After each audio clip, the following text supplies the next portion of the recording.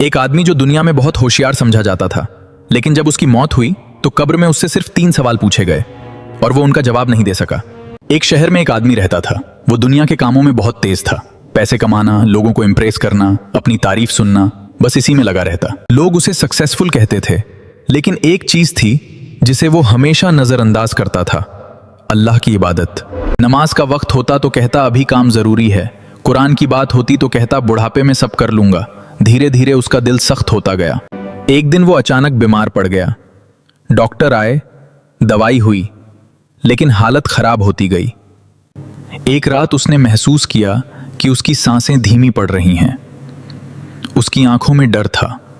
वो कुछ कहना चाहता था, लेकिन जुबान साथ नहीं दे रही थी। और फिर उसकी रूह निकल गई। लोगों ने उसे कब्र में उतार दिया। सब वापस चले गए। अब वो अकेला था, सिर्फ अपने आमाल के साथ। अचानक कब्र में एक खौफनाक आवाज गूंजी, तुम्हारा रब कौन है? वो घबरा गया।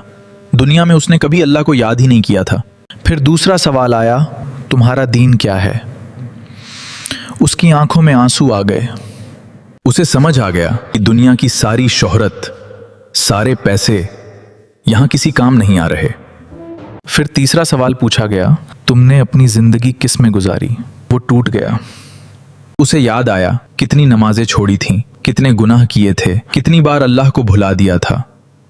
कब्र में सिर्फ तुम्हारे आमाल साथ जाएंगे, ना पैसा ना शोहरत। इसलिए मौत से पहले अपने रब को पहचान लो।